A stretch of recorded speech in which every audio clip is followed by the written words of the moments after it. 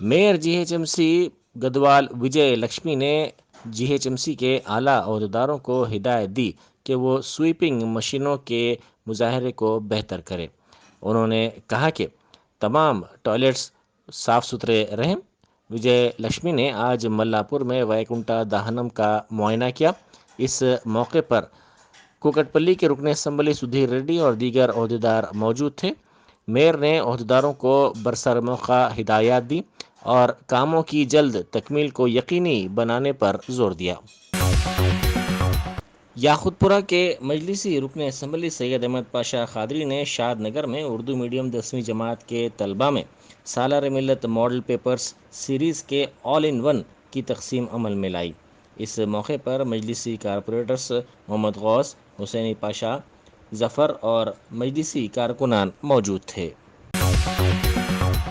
BJP के मुतनाज़ा रुकन assembly Raja Singh एक मरतबा फिर अपने बयान से तनाज़े में घिर गए हैं और उनके इस बयान का अब तक इलेक्शन कमीशन ने नोट नहीं लिया है, जो ताज्जुब की बात है। राजा सिंह का कहना है कि उत्तर प्रदेश में बीजेपी को वोट ना देने वालों के इलाकों की निशानदेही कर ली गई है और आदित्यनाथ ने इन इलाकों के लिए जेसीबी मशीनों को मंगवा लिया है। राजा सिंह का ये बयान जहां एक तरफ उनके ऊंचेपन को जाहिर करता है, तो वहीं इस तरह के गैर जिम्मेदाराना रिमार्क्स पर इलेक्शन कमीशन की खामोशी कमीशन की कारकर्दगी पर सवालिया निशान बन गई है। अवामी मसाइल की यकसुई के सिलसिले में होने वाले प्रजावानी प्रोग्राम को मनसूख करने पर कारपोरेटर्स ने सवाल उठाए। मेयर के ओहदे की 1 साल की तकमील के मौके पर गदवाल विजय लक्ष्मी ने वाज़ेह किया कि हफ्ते में एक दिन प्रजावानी के बजाय वो हमेशा आवाम के लिए दस्तयाब रहेंगी और हर दिन मसाइल हल किए जा रहे हैं, जिससे आवाम काफ़ी खुश हैं। अवामी मसाइल के हल के लिए हर पीर को प्रजावानी प्रोग्राम होता है। 10 बजे दिन ता 1 बजे दोपहर अहदेदार शिकायत कबूल करते हैं।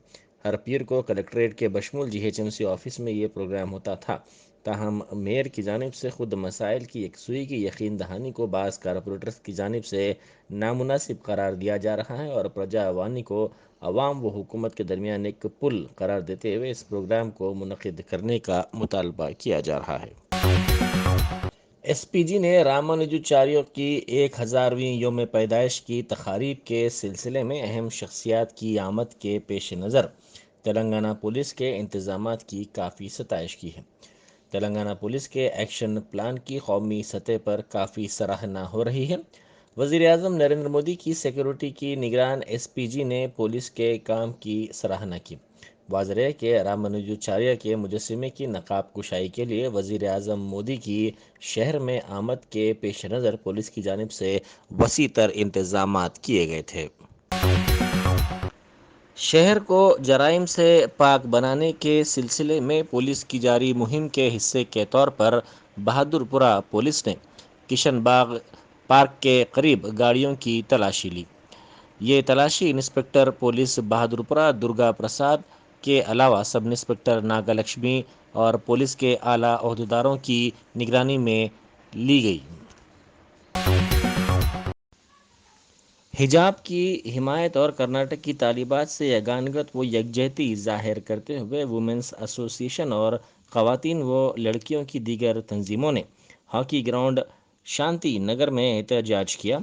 इस मौके पर इन एहतजाजी तालिबात व ख़वातीन ने कर्नाटक में हिजाब पर पाबंदी की सख्त मजम्मत करते हुए कहा कि हिजाब उनका हक़ है और वो कर्नाटक की तालिबात से मुकम्मल तौर पर यकजहती का इजहार करती हैं।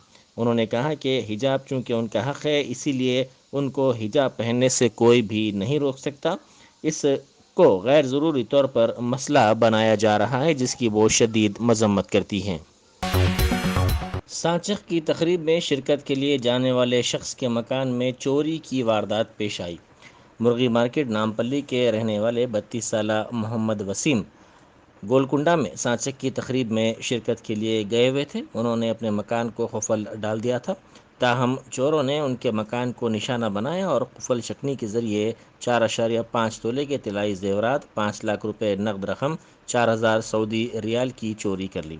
इस सिलसिले में मोहम्मद वसीम ने हबीब नगर पुलिस स्टेशन में शिकायत दर्ज करवाई। اکبر الدین اویسی قائد مجلس مقننہ پارٹی نے آج انیس الغربہ نامپلی کے تعمیری کاموں کی پیش رفت کا تفصیلی طور پر جائزہ لیا۔ انہوں نے اس سلسلے میں عہدیداروں کے ساتھ ایک جائزہ اجلاس منعقد کیا۔ انیس الغربہ کی عمارت 2 سیلارز کے ساتھ 4 منزلہ تعمیر ہو گئی ہے۔ کووڈ کی وجہ سے اس کا کام روک دیا گیا تھا، لیکن دوبارہ اس کا کام شروع کیا گیا ہے۔ اس عمارت کو تجارتی مقاصد کے لیے بہت جلد لیز پر دیا جائے گا۔ رمضان تک انیس الغربہ ہاسٹل شروع ہونے کے امکانات ظاہر کیے گئے ہیں۔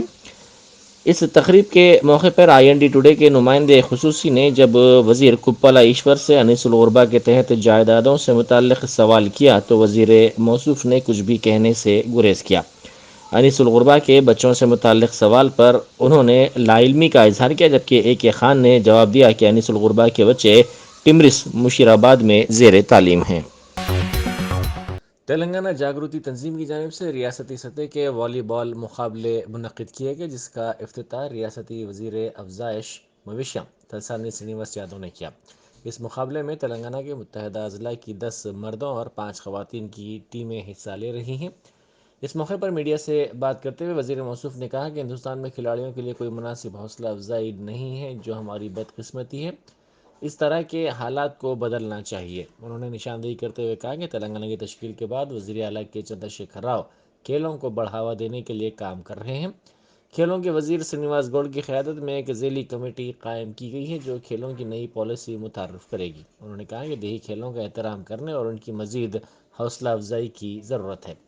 انہوں نے کہا کہ ان ریاستی سطح کے مقابلوں میں جیتنے والوں اور رنر اپس کو ٹرافی کے ساتھ ساتھ نقد انعامات پیش کرنا فخر کی بات ہے۔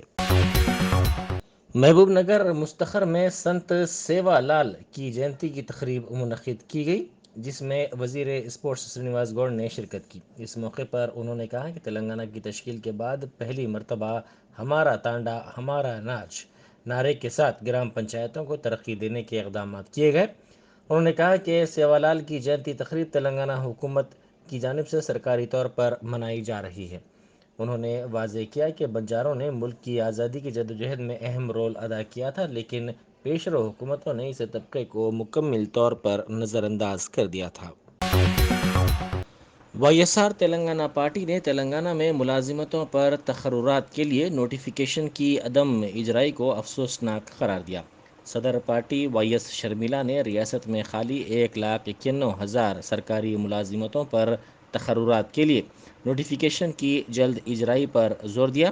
اس مسئلے پر پبلک سروس کمیشن کے صدر نشین جناردن ریڈی کو یادداشت پیش کی گئی۔ قبل ازیں اس مسئلے پر پارٹی کارکنوں نے پبلک سروس کمیشن کے دفتر کے سامنے دھرنا دیا، جس کی وجہ سے کچھ دیر کے لیے ٹریفک جام ہو گئی۔